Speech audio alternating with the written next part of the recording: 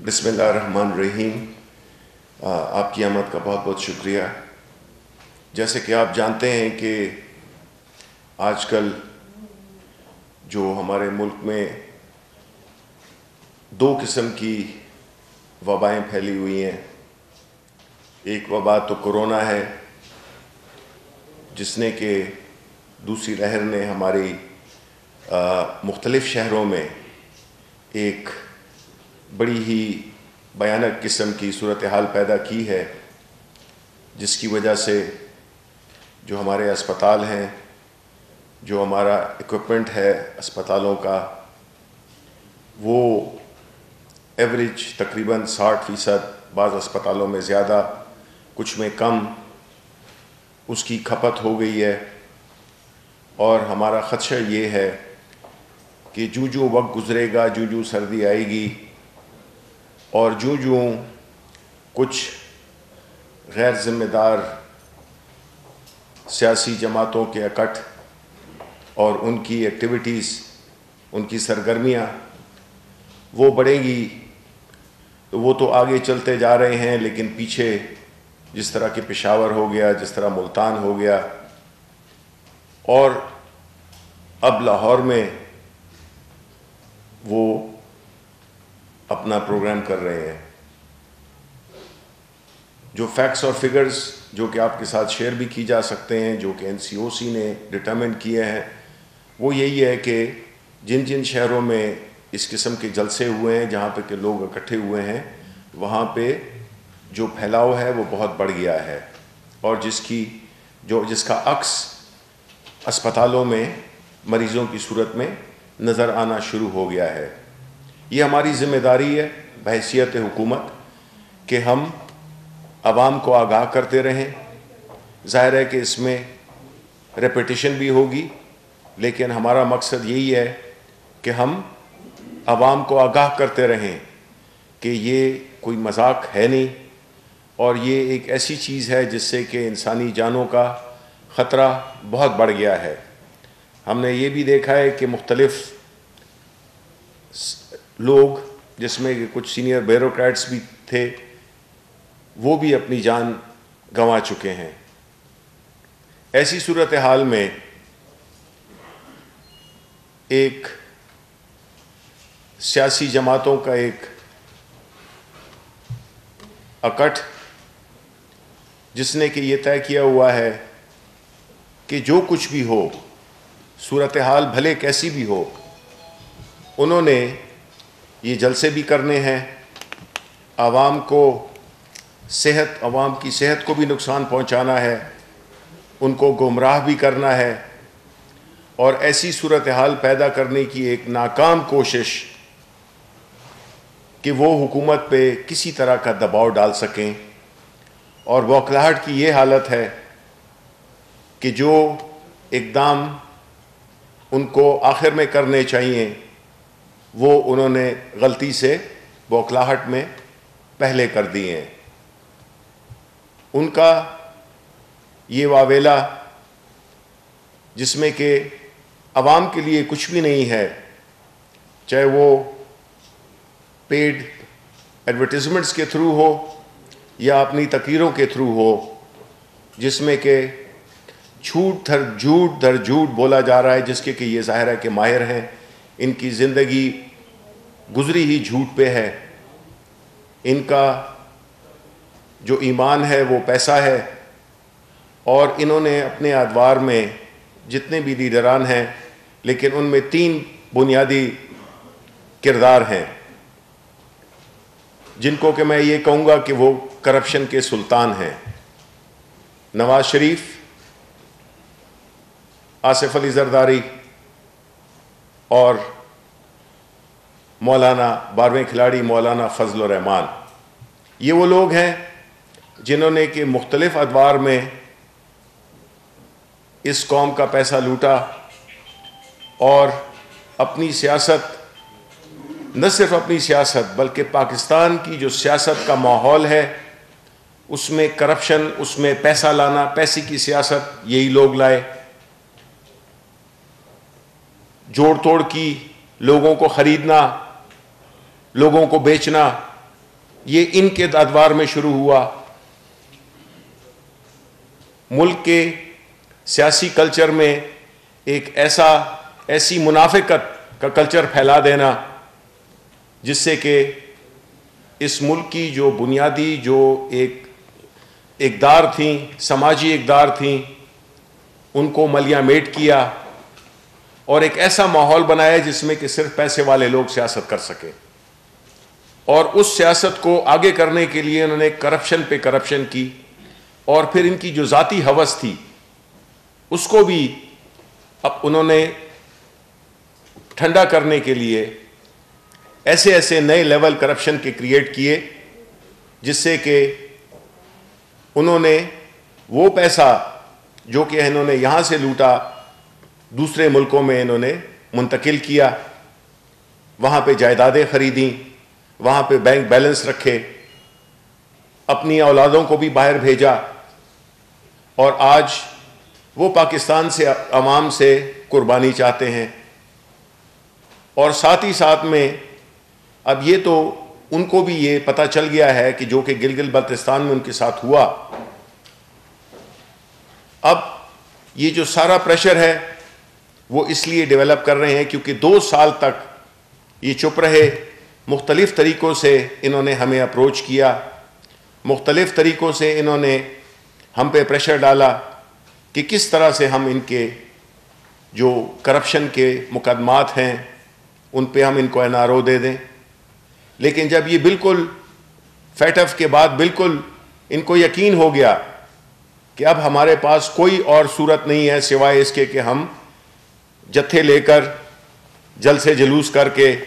गालियां देकर और एक ऐसा माहौल पैदा करें जिसमें कि उन्होंने ऐसे लोगों को भी आगे लगा दिया है जिनका ना लेना है ना देना है और उनको ऐसे फैसलों पे मजबूर कर रहे हैं ये कि वो इस्तीफ़े दें। ऐसे हालात में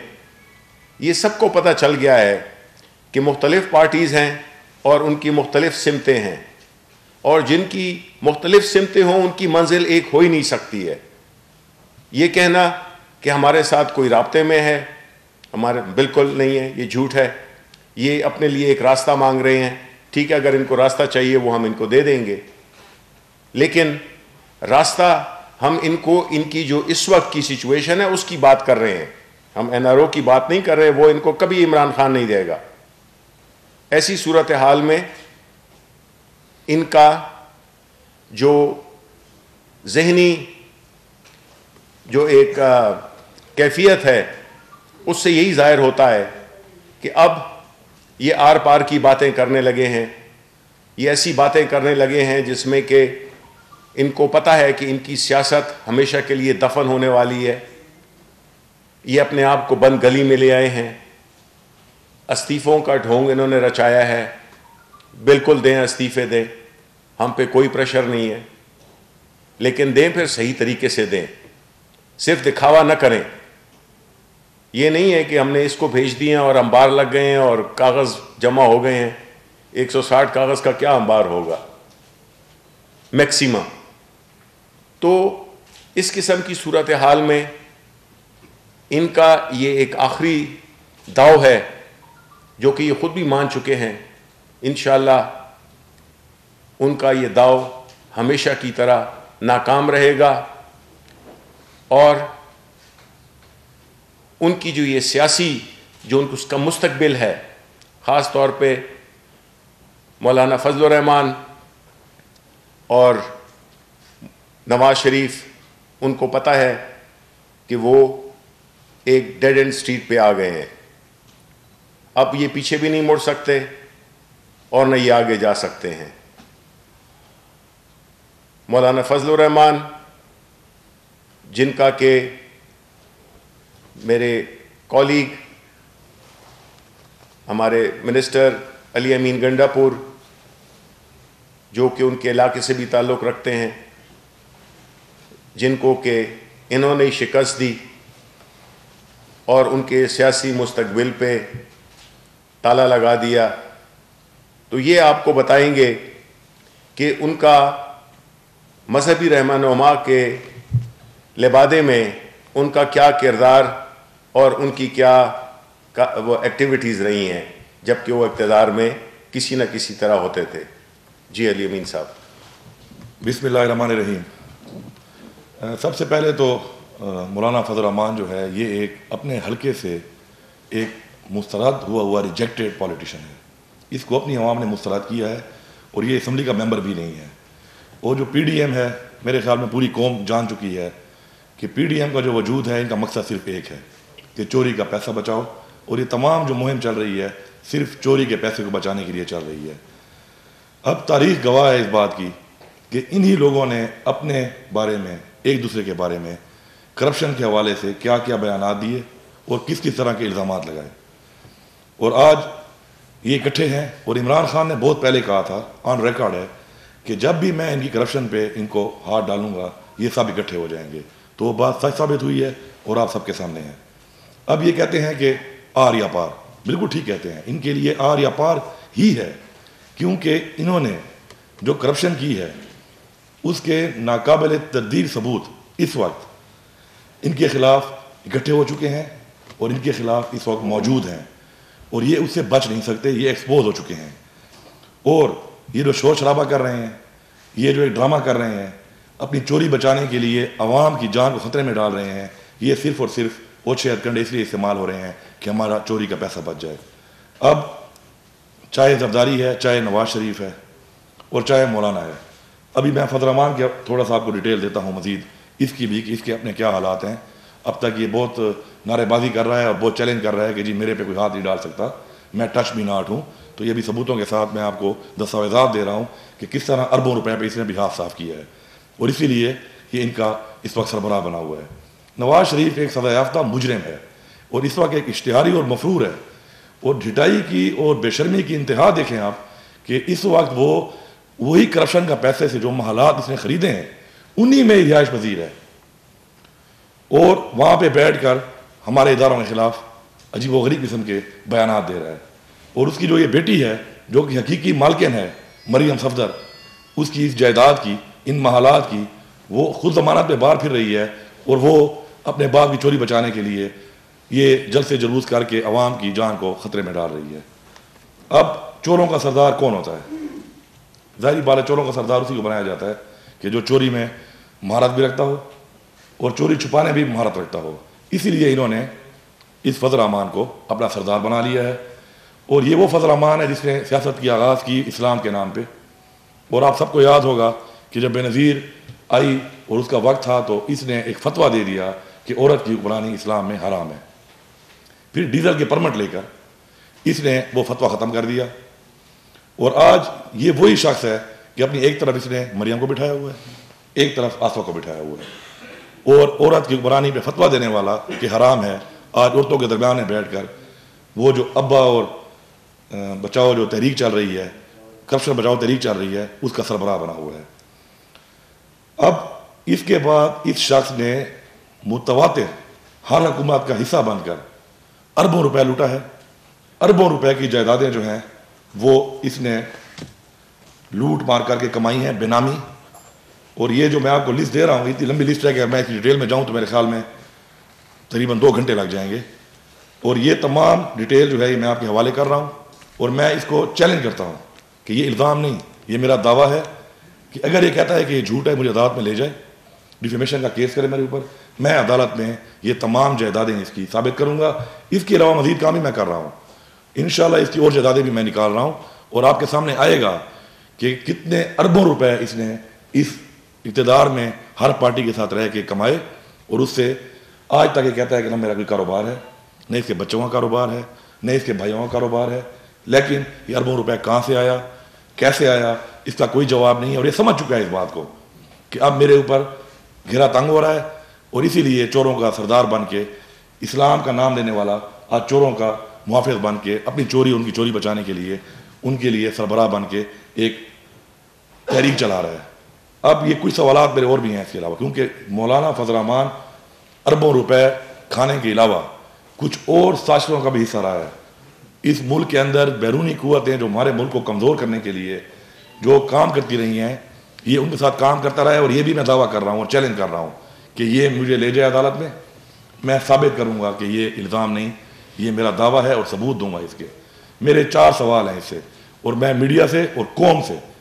ये रिक्वेस्ट करूंगा कि 13 के जलसे में अपनी तकरीर करने जो आ रहा है उसमें इन 4 सवालों के भी जवाब दे दे। अगर ये इनकी तरदीद करेगा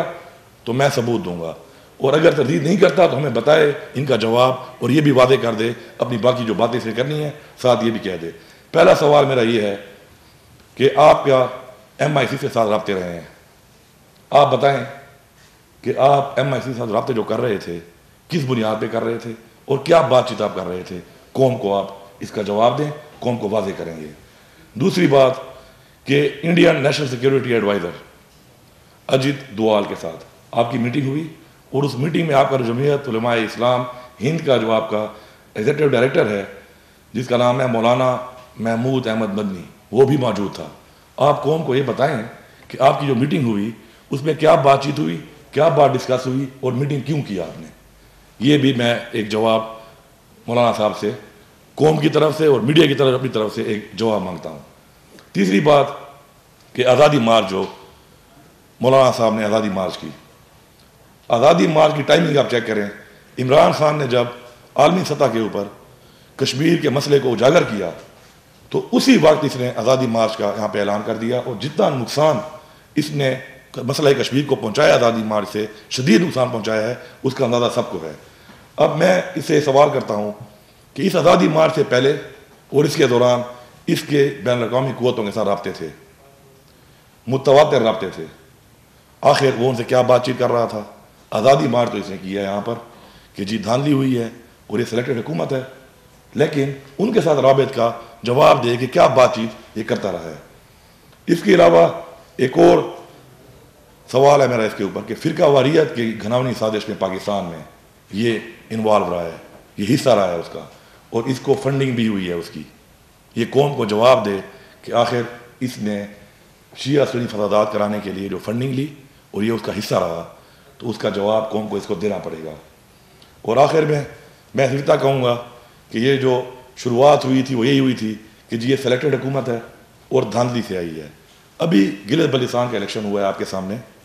बावजूद इसके कि महंगाई इनकी वजह से जो आई हुई थी मुल्क में, और हमने माशाल्लाह कंट्रोल भी कर ली है, इनको बदतरीन शिकस्त हुई वहाँ पर। और मैं चैलेंज करता हूँ कि कोई हल्का खोलना है, किसी तरह की भी आपने किसी सर्वे करानी है, जो भी कराना है आप करा सकते हैं वहाँ पर। मैं दावा करता हूँ कि इससे बेहतरीन इलेक्शन दुनिया की तारीख में नहीं हुआ होगा। साथ साथ फजल रहमान को मैं ये कहता हूँ कि आप कहते हैं कि धांधली हुई है आपके साथ, आप इलेक्शन ट्रिब्यूनल में क्यों नहीं गए? आपने अपना हल्का क्यों नहीं खुलवाया? मैं तैयार बैठा हूँ, आपसे इलेक्शन लड़ने को भी तैयार हूँ, दोबारा बार बार कह रहा हूँ, आप वो भी नहीं मान रहे। फिर मैं आपसे ये कहता हूँ कि हल्का खुलवाओ, मैं यहाँ पे मीडिया के जरिए कह रहा हूँ कि मैं हल्का खुलवाने को भी तैयार हूँ, आप वो भी नहीं कर रहे, और इल्ज़ाम लगाए जा रहे हैं कि जी धांधली और सिलेक्टेड है। माशाल्लाह हमारी हुकूमत ने इनकी चोरियों के बावजूद इकानमी को संभाल लिया है। इनकी चोरियों के बावजूद आज वो माफिया जिनकी वजह से महंगाई थी, उन माफिया का मुकाबला करके चीज़ों को सस्ता कर दिया, और आगे इंशाल्लाह मज़ीद सस्ती होंगी। और मैं ये सवालात 48 घंटे टाइम दे रहा हूँ, 13 तारीख को इस जलसे के अंदर इन सवालात के जवाब देने पड़ेंगे, क्योंकि बैरूनी कुव्वतों के कहने पर मुल्क के खिलाफ साजिश करने वाला शख्स अगर एक PDM जैसी चोर बचाओ तहरीक को लीड कर रहा है और खड़ा होकर हमारे इदारों पे बातें कर रहा है, हमारे ऊपर सवालात उठा रहा है, कौम की जान खतरे में डाल रहा है कोरोना की वबा के बावजूद, तो उसको भी जवाब देने पड़ेंगे। ये या जवाब देगा और या मुझे अदालत में लेके जाएगा, मैं इसको फेस करने को तैयार हूँ। एक तो ये बता दें कि आज काबीना के अंदर रीशफलिंग हुई है और वन बाय वन यार के कर लो जी।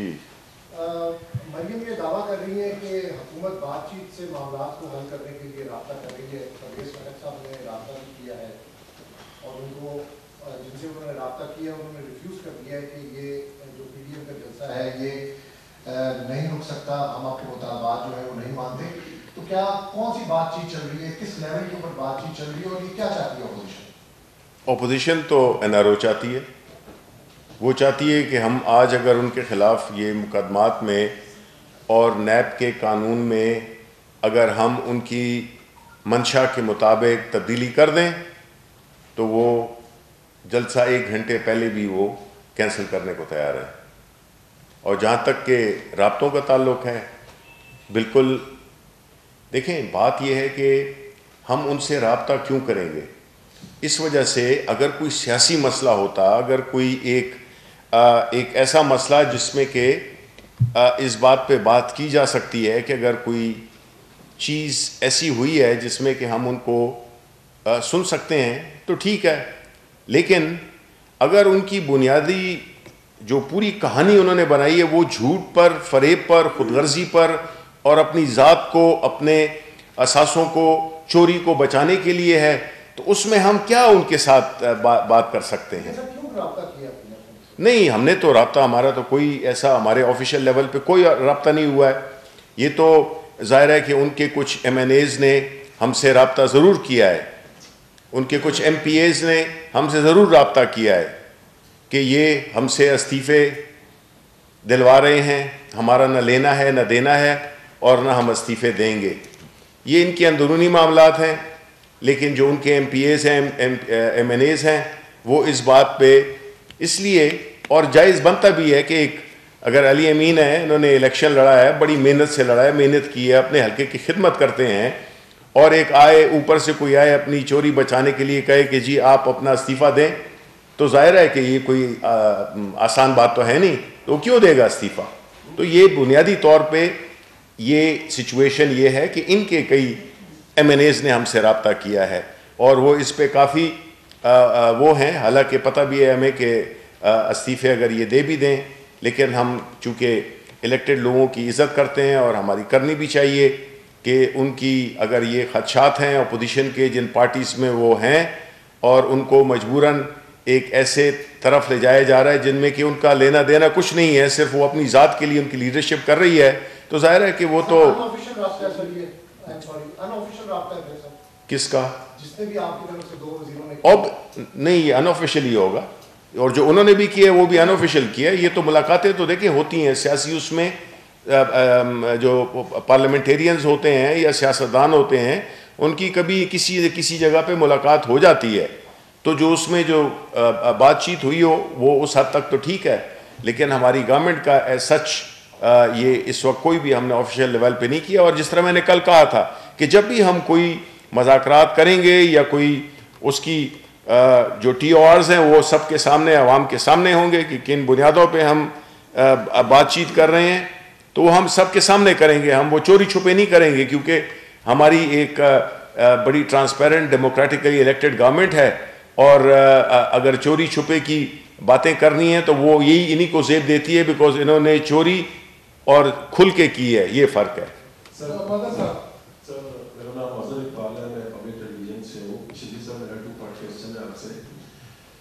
सर देखिए, पाकिस्तान के मोस्टली लोग जो है, खासतौर पर साथी तो जानते हैं कि मोस्टली पॉलिटिकल पार्टीज जब किसी बंदे को टिकट देती हैं और साथ ही इस्तीफा भी ले लेती हैं कि अगर आप MNA या MPA बन गए तो आपको इस्तीफा जो है वो मांगना नहीं पड़ेगा, वो खुद ही जमा करा लेते होते हैं। तो ये जो इस्तीफे मीडिया में आ रहे हैं, इसका तो कोई ऐसा मैं नहीं समझता गवर्नमेंट को प्रेशर लेना चाहिए। सर सूरत ये है कि जलसों से तो हुकूमतें जाती नहीं है सर, आज तक तो नहीं देखी, फिर आप लोग इतना सीरियस लेके इसको 13 दिसंबर के जलसे को इतना सीरियस लेके इतनी हाइप क्यों आप दे रहे हैं कि आज मुल्क में बहस हो रही है कि 13 को जलसा होगा नहीं होगा, कामयाब होगा नहीं होगा। One thing sir, and the second part of my question is sir, जो सीरियस बात मेरे जैसा स्टूडेंट सीखना चाहता है आपसे, वो ये है सर कि मार्च में इलेक्शन हो रहे हैं सेनेट, और ज़्यादा प्रॉब्लम अपोजिशन को मार्च से ज़्यादा थ्रेट जो मुझे नजर आ रहा है वो सिंध असेंबली से। अगर पीपल्स पार्टी फैसला कर लेती है तो इलेक्टोरल कॉलेज जो है वो खत्म हो जाता है, तो ऐसी सूरत में हुकूमत की क्या हिकमत अमली है। And a very smart question to you sir, Gandapur sir, ये जो आपने मौलाना फजलुर रहमान साहब के हवाले से बताया बड़ी देर की मेरे बात आते आते, तो यहाँ आने के बजाय आप रेफरेंस क्यों फाइल करते सर? वो है देखिए जी, जहाँ तक रेफरेंस की जी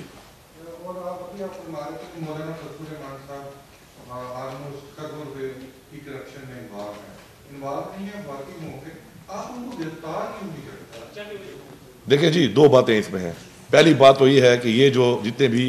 असासे हैं मौलाना फजल रहमान के, ये मैंने जिस तरह बताया कि ये चोरों का सरदार है और ये महारत रखता है चोरी करने में भी और चोरी छुपाने में भी। ये ज़्यादातर बेनामी हैं इसके, और ये तमाम सबूत मैं रेफरेंस मैं उनको भेजूंगा और उसके ऊपर मैं सबूत के लिए खुद भी पेश होऊंगा। और ये जमा करने में बड़ा टाइम लगा है, क्योंकि जिस तरह महाराष्ट्र से इसने ज़मीनें और जायदादें ली हुई अरबों रुपए की, और जिस तरीके से इसको लोगों के नाम पे इसे बेनामी ली हुई हैं, इतना आसान नहीं होता। लेकिन मैं आपको ये वादा करता हूँ कि जितने भी डॉक्यूमेंट हैं सब आपको मिल रहे हैं, अपनी टीवी स्क्रीन पे पूरी कौम को भी आप दिखाएं। और मैं चैलेंज भी कर रहा हूँ साथ कि अगर ये झूठ है तो मेरे पे डिफेमेशन का केस कर दे। मैं तो रेफरेंस मैं तो मंडे वाले दिन भेज दूंगा, तैयार मैंने कर लिया। इसमें कुछ ऐसे केसेस भी हैं जो ऑलरेडी मीडिया पे आ चुके हैं और अंडर इन्वेस्टिगेशन भी हैं, मेरा अंदाजा है कि वो होंगे, और कुछ ऐसे हैं कि नए, इसके अलावा और भी बहुत से हैं। तो इदारे उस पर अपना काम कर रहे हैं, मेरे अंडर तो आते नहीं हैं। लेकिन ये जो मैं चीज़ें आपको दे रहा हूँ आज, इन पे मैं हर अदालत में जाने को तैयार हूँ, हर जगह साबित करने को तैयार हूँ कि ये प्रॉपर्टीज बेनामी इसी की हैं और इसने करप्शन के जरिए इसलिए कमाई है कि अभी तक ये, इसके भाई, इसके बेटे कोई कारोबार शो नहीं कर रहे, कोई अपना जरिए आमदन शो नहीं कर रहे। तो आखिरी अरबों रुपए की बेनामी जायदाद कहाँ से आई है? जी, मैं इन्होंने दो क्विकली उसका मैं जवाब दे दूं कि पहले आपने कहा था कि ये एक होता है कि सियासी लीडरान इस्तीफे टिकट देते हैं, इस्तीफे ले लेते हैं। पहली बात तो ये और जगहों पे होता होगा, भाई हमारी पार्टी में तो ये नहीं होता, ठीक है। नून लीग की ये बिकॉज इन्होंने हमेशा यही इनका तरीका वारदात है कि जो अपने MNAs हैं, अपने जो MPAs हैं, उनको हमेशा हरासां रखो, उन पे हमेशा तलवार लटकाते रहो कि जब कभी ज़रूरत पड़ी उनको बचाने के लिए तो आपको हम कुर्बान करेंगे, नंबर 1। और नंबर 2 जो है, आपने जो बात की है कि हम क्यों इतने वो कर रहे हैं कि ये जलसा हो रहा है, ये क्या है, मैं आपको बताऊं कि पाकिस्तान तहरीक इंसाफ जलसों से बिल्कुल नहीं डरती है, और हमसे बड़े जलसे एक पार्टी होते हुए किसी नहीं की। ये तो 11 मिल के कर रहे हैं ना, हमने एक होते हुए इससे बड़े बड़े जलसे किए हैं, नंबर 1। नंबर 2 जो वजह है हम जिसमें कि हम आवाम के सामने बार बार पेश होते हैं आपके थ्रू, मीडिया के थ्रू, वो ये है कि ये आम हालात है नहीं, ये हालात ऐसे हैं जिसमें कि दूसरी लहर जो कोरोना की आई हुई है, आप खुद हमसे ज़्यादा बाखबर लोग हैं कि कितने लोग, पहले तो ये होता था कि हमें नहीं पता चलता था, अब हमारे गिरदो नवा में, हमारे दोस्तों में, हमारे कॉलीग्स में, हमारी फैमिलीज़ में ये वबा फैल गई है। तो हमारा काम तो ये है कि हमने लोगों को खबरदार करना है कि ये इस वबा की सूरत में आप जलसों में ना जाएं। इस वजह से नहीं कि हमें कोई ख़तरा है, जलसे करें भले करें, हम कहते हैं कि जब ये क्लियर हो जाए सिचुएशन तो रोज़ाना वो जलसे किया करें, उनका हक बनता है, जमहूरी हक है, जमहूरी उसमें होता है। ये इस वक्त हालात को देखना है आपने कि कोरोना की सूरत हाल में आपने, जबकि कॉलेजेस, स्कूल, सब कुछ, शादी, ये सब कुछ उस पर रिस्ट्रिक्शन है, आप एक ऐसी एक्टिविटी कर रहे हैं कि जानबूझकर अगर कोई शादी करता है तो वो भी एक फैमिली की एक रिक्वायरमेंट होती है, चलो समझ में आती है, स्कूल जाना है वो ज़रूर जाना है, उसके बावजूद रोके हुए हैं। ये एक्टिविटी जिसमें कि आपके अस्पतालों पे बोझ पड़ेगा, आपकी मईशत पे असर पड़ेगा। पहली लहर को हमने कामयाबी से किया, ये जो करप्शन की जो दूसरी लहर है और जो कोरोना की दूसरी लहर है, ये जो दूसरी नस्ल है जो कि अब बिलावल और मरियम और ये इस उसमें रूप में आ रही है, इस वजह से हम इसके बारे में कंसर्न हैं।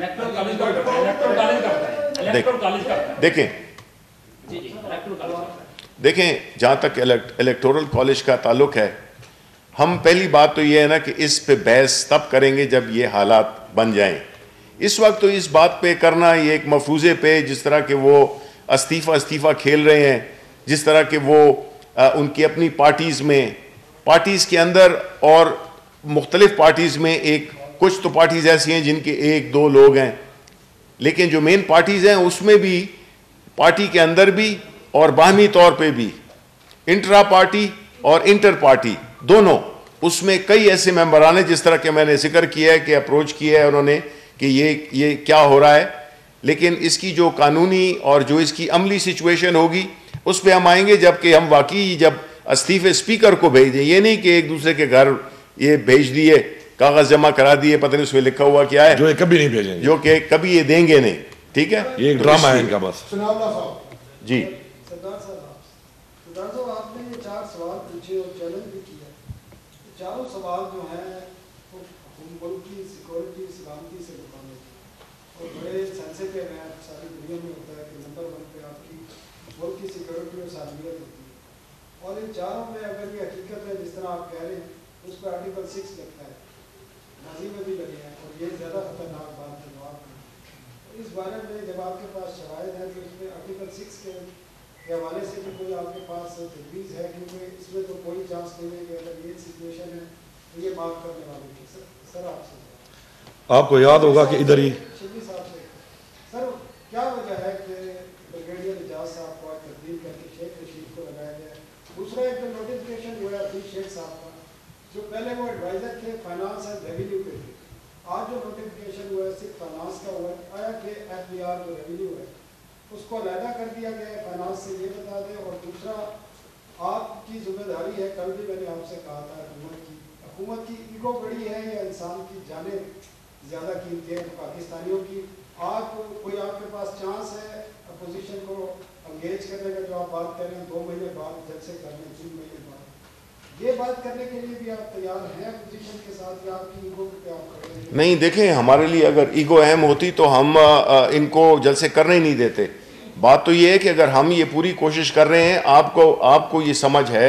मुझे ये समझ है, ये अरबों रुपए की चोरी करने के लिए तो ये इनका दिमाग काम करता है। और ये चीज़ जो कि सारी दुनिया में, ये नहीं है कि सिर्फ पाकिस्तान है, सारी दुनिया में ये बात आया है कि जो कोरोना की दूसरी लहर है वो बड़ी शिद्दत से, उससे नुकसान होगा, लोगों की जानो माल का ख़तरा होगा। तो हम तो कहते हैं, हमको ये आप इस मीडियम से ले लें, मैं हुकूमत का स्पोक्स पर्सन हूँ, मैं यहीं से कहता हूँ कि जी आप अपने जलसे 2-3 महीने बाद तक मुलतवी कर दें और लोगों की जानों पे रहम खाएं। आप ये नहीं है कि ये एक तरफ ये जानते हुए कि ये कितना ख़तरनाक मर्ज़ है, आप तो जलसा करके चले जाएंगे, जो गरीब लोग वहाँ पे इफेक्ट होंगे, उनके घरों में जो बीमारी होगी और जो अपनी अपनी गलियों में दोबारा वापस जाएंगे, तो ये इसकी फैलाव ये सिर्फ उस जलसे तक मुंसलिक नहीं है। ये लोग जो मुख्तलिफ जगहों से आते हैं, फिर अपने अपने गली महल्ले में ये जाते हैं, तो उस इलाके में भी ये चीज़, ये वबा लेके जाएंगे। इसलिए इसका जो स्प्रेड है वो बहुत ख़तरनाक हो सकता है, इसलिए हम इस पर नहीं वो बात कर रहे। रेलवे को छोड़ें यार, आप जी बात करें। इसमें जो आपने मैंने जी पहले भी प्रकाश से की थी, जब ये इसने आज़ादी मार्च की थी, और मैंने बहसीयत वज़ीर अमूर कश्मीर ये कहा था कि इसने शदीद नुकसान पहुँचाया है बैरूनी क़ुव्वत के कहने पे, और मैं इसको छोड़ूंगा नहीं, मैं सबूत लाऊंगा। मैंने इस पर बहुत काम किया है, और मैं इतने दावे से कह रहा हूँ कि ये मुझे चैलेंज करे अदालत में, मेरे पे केस करे, मैं साबित करूँगा इसके ऊपर, मैं पूरा मौका दे के बयान करके कह रहा हूँ इसको। साथ साथ दूसरी जो आपने बात की है कि आर्टिकल 6 वाली बात जो है, बिल्कुल ये मैं तो इसको जानता हूँ, और हमेशा याद रखें कि जब आपका जो पॉलिटिकल हरीफ होता है डायरेक्ट, आप उसके अंदर जितना इंजेक्ट करके काम करते हैं उतनी ही कामयाबी ज़्यादा बड़ी हासिल करते हैं। ये मुफ्ती महमूद साहब के टाइम से मैं जानता हूँ, जब वो डी खान आए उनके नाम पे कोई जायदाद कुछ भी नहीं था, और आज बगैर कारोबार के ये अरबों रुपए के जो मैंने इसके पीछे निकाले हैं, ये दावे के साथ ऐसे नहीं निकाले। और जो ये मैंने 4 सवालात की हैं, इन सवालात पे मैं चैलेंज कर रहा हूँ, दोबारा चैलेंज कर रहा हूँ कि आपको ये जवाब देने पड़ेंगे या मुझे अदालत में ले जाना पड़ेगा। मेरे पास सबूत मौजूद हैं, जब मुझसे पूछा जाएगा मैं ये MI6 के रवाबित के भी, आपके इंडियन के साथ रवाबित के भी, शिया सुन्नी फसादात कराने की फंडिंग के भी, और साथ मेरा 14 सवाल मैंने इसके ऊपर किया है कि ये बताया कि इसने जो मुलाकातें की हैं वहाँ पे रा के एजेंटों के साथ, उसकी भी बयान करे कि क्या मुलाकातों में क्या बातचीत हुई। ये नहीं बताएगा तो मैं इंशाल्लाह बताऊंगा आपको। इसका पहला कि आपको उसका जवाब भी है कि मैं भी शेख रशीद साहब को असिस्ट करूंगा उनके काम में, और मिनिस्टर्स का काम यही होता है कि वो एक दूसरे को असिस्ट करें, हुकूमत को असिस्ट करें। और जहाँ तक कि FIR का ताल्लुक़ है और लोगों के उसका ताल्लुक़ है, ज़ाहिर है कि अभी आज उनका पहला दिन है, और जब वो अपना इस मिनिस्ट्री में चल पड़ेंगे तो वो फिर इस सवालात का जवाब उन्हीं से आप पूछें, क्योंकि मेरा इस मिनिस्ट्री से ताल्लुक़ नहीं है। वो तो पंजाब के अंदर है, गिरफ्तारियाँ जो हुई हैं लाहौर के अंदर हुई हैं, तो पंजाब का मामला फेडरल नहीं, मैं ये कह रहा हूँ कि जो भी है कोऑर्डिनेशन है फेडरल साइड पे। गिरफ्तारियाँ तो जहाँ तक हमारा ताल्लुक़ है, हमने तो यही कहा है कि हम किसी को नहीं रोकेंगे, और जो इस इलीगल एक्टिविटी में, जो कि कानूनी तौर पे इलीगल एक्टिविटी है, उसका जो भी मुर्तकिब होगा उसके ख़िलाफ़ FIR दर्ज कराई जाएगी और फिर उसके बाद उस पर एक्शन लिया जाएगा। शुक्रिया। अली मीर साहब एक सवाल। अली मीर साहब जी यार एक मिनट थोड़ा सा अली मीर साहब सवाल इसी प्रेस कॉन्फ्रेंस सर, ये जो डॉक्यूमेंट्स हैं ये कुछ अर्सा पहले भी आए थे, मीडिया ने खबरें भी चलाई थी, लेकिन हमने जब मौलाना साहब से पूछा तो उन्होंने कहा कि इनके एड्रेसेस की चाबियां या वो हमें दे दें, ये हरे क्या था? ये 7 साल बाद आपको क्यों याद आया? केपीके में आपकी गवर्नमेंट रही, आपने एक्शन तो नहीं लिया? देखिए जी, मैंने आपको पहले जिक्र किया है जी,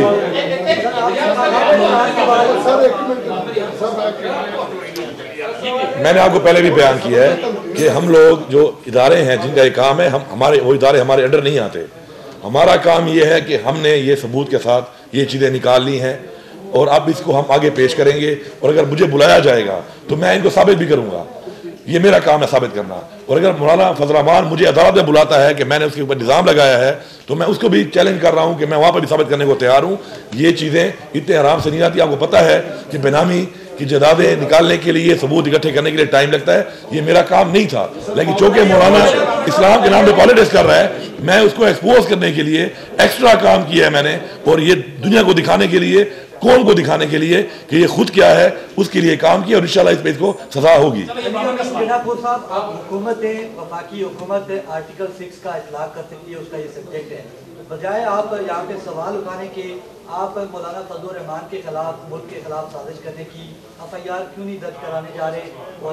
रूल ऑफ लॉ के मुताबिक आगे ये कार्रवाई करेंगे। और अभी फिलहाल आपको बताया है 48 घंटे में जवाब मांगा है। जब जवाब नहीं देगा तो जो आप कह रहे हैं हमें भी पता है, इंशाल्लाह उसके मुताबिक वो कार्रवाई भी होगी। Thank you.